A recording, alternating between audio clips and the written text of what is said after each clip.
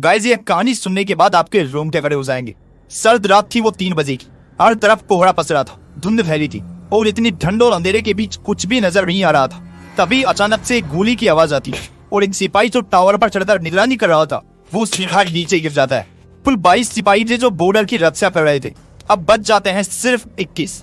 इस एक गोले के चलने के बाद आपस में उन लोगों के बीच एकदम से हड़कंप मच जाता है। सब चौकन्ने हो जाते हैं और आधे सैनिक बाई दिशा के हो जाते हैं।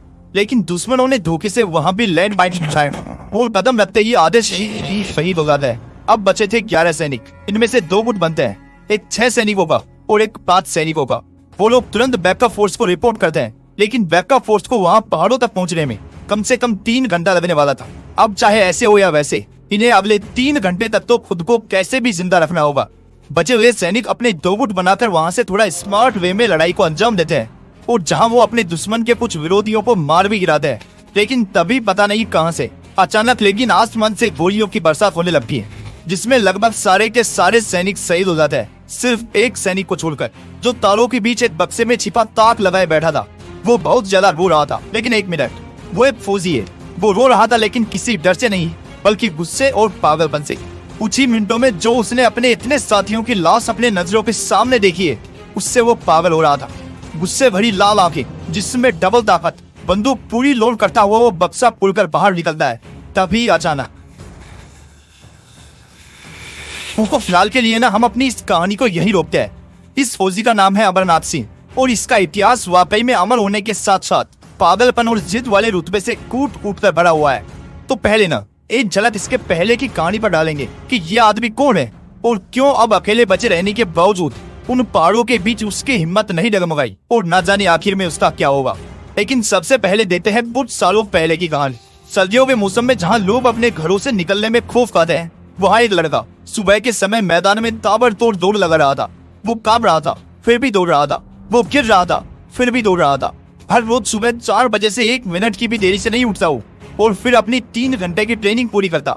उसके बाद भी थककर वो सो नहीं जाता, बल्कि खेतों में जाकर काम शुरू कर देता और वहाँ से पैदा हुई सब्जियों को शाम के वक्त शहर में बेचने के लिए चला जाता।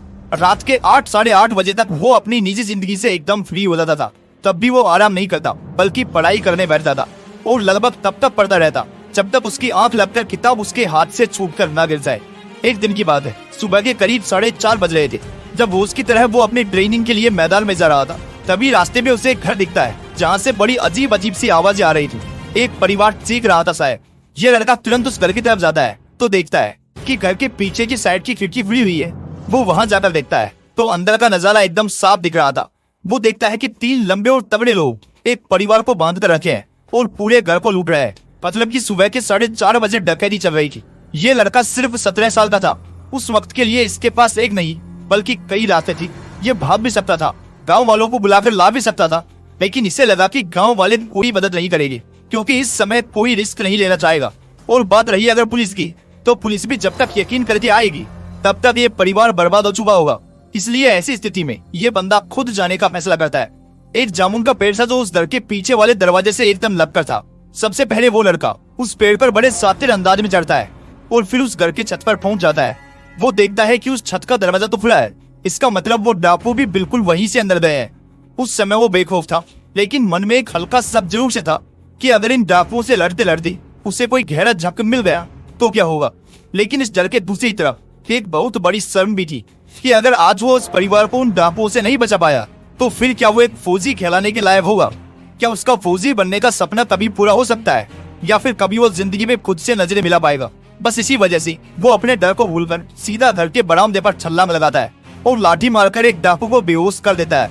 तुरंत बाद उस लड़के के पीठ पर एक जोर का डंडा पड़ता है, लेकिन वो गिरकर फिर से संभल जाता है। वो दोबारा से उठा और अगली बार उसने एक जोरदार मुक्का उस दूसरे डाकू के चेहरे के बीचों बीच जड़ दिया और मेन गेट खोलकर तुरंत ही उस परिवार को उस घर से बाहर भगा दिया।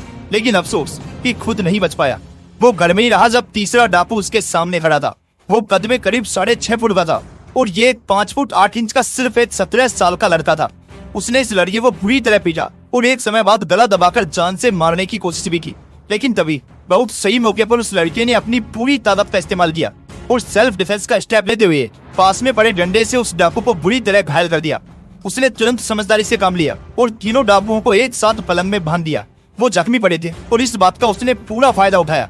तुरंत इसके बाद वो घर को बाहर से बंद करके तुरंत पुलिस को बुला लाता है और कुछ समय बाद पुलिस न सिर्फ वहाँ पहुँचती है बल्कि परिवार के बयान के बाद उन डाकुओं को तुरंत गिरफ्तार भी कर लेती है। अब आएंगे दोबारा अपनी उसी कहानी के उसी छोर पर जहाँ से हम फ्लैशबैक में गए थे।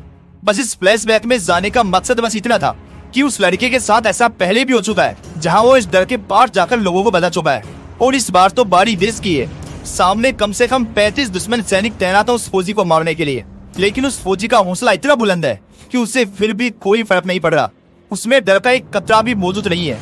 वो धीरे से दुश्मनों की तरफ सरकता है और छोटे छोटे माइंस को लेकर चुपचाप बॉर्डर की उस रेखा की तरफ ले जाकर जमीन में जमा देता है। सिर्फ एक शक और उसका खेल खत्म था, क्योंकि सारे दुश्मन सैनिकों की निगाहें इस वक्त उसी फौजी को ढूंढने में लगी थी। लेकिन वो तारों के नीचे से किसी तरह छिपते हुए अपना काम कर जाता है। उसकी आंखें इतनी लाल थी, समझो उसकी आंखों से खून के आंसू निकल रहे हैं, क्योंकि उसके दिलो दिमाग में अभी भी उसके साथियों की तस्वीरें चल रही थी जिनका बड़ी बेरहमी से इन दुश्मनों ने कत्ल किया था।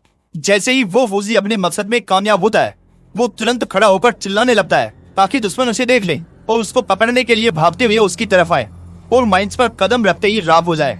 लेकिन उसे खुद भी उन माइंस से बचकर वहाँ से भागना होगा, नहीं तो एक गलत कदम और शरीर के चित्रे चित्रे हो जाएंगे। ऐसे में ये वो करना लगभग नामुमकिन है कि जमीन के किस छोर पर माइंस है या नहीं। लेकिन इस वक्त किस्मत उसका साथ देती है और वो जहाँ जहाँ कदम रखकर भागता है वहाँ माइंस नहीं होते, लेकिन दुश्मन को उकसाने में वो कामयाब हो जाता है और सारे दुश्मन उस बॉर्डर के कॉर्नर पर एक साथ भागते हुए जमा होते हैं। लेकिन तभी एक के बाद एक बहुत सारे बम फटते हैं और सारे दुश्मन एक के बाद एक खत्म होने लगते हैं। ये सब देखकर उस फौजी की आंखों में गजब की खुशी दौड़ जाती है, क्योंकि वो अपने उन सभी दुश्मनों को अपनी आंखों के सामने चिचड़े चिचड़े होते हुए देख पा रहा था। लेकिन तभी उसका भी पैर गलती से एक सॉफ्ट माइन पर लग जाता है और जय हिंद का नारा लगाते हुए वो फौजी अपने वतन के लिए शहीद हो जाता है। दोस्तों, इस पूरी कहानी में एक चीज आपको जरूर देखने को मिली होगी। एक्चुअली ये वीडियो 3 तरह के लोगों को ध्यान में रखकर बनाया गया है और इस वीडियो में 3 बहुत बड़ी सीख मिलती है हमें। अब वो 3 सीख कौन सी हैं, वो बताने से पहले जिन 3 लोगों के लिए ये वीडियो बनाया था पहले वो बता देता हूँ। पहले है वो लोग जो फौज में जाना चाहते हैं, फौजी बनना चाहते हैं, क्योंकि फौज पर ये मेरा अब तक का सबसे बवाल वीडियो हुआ होगा।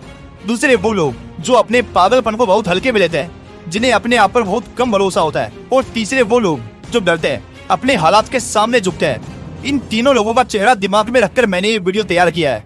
और 3 सबसे बड़ी सीख जो हमें इस वीडियो से मिलती है वो है कि अगर पागलपन जलाया जाए ना तो हर डर छोटा लगता है। दूसरा, जिगर बनाने के लिए बॉडी से ज्यादा मजबूत कलेजे और अपने आत्म सम्मान के प्रति प्यार की जरूरत होती है। और तीसरी सीख, तुम हर बार जीत जाओगे अगर अपने पागलपन पर उतर जाओगे। दोस्तों, उम्मीद करता हूँ आज के इस वीडियो के बाद तुम्हें जो भी काम करना पड़े तुम दिल से करोगे और उन सब में कभी भी पागलपन दिखाने से पीछे नहीं हटोगे। जय हिंद, जय श्री कृष्ण।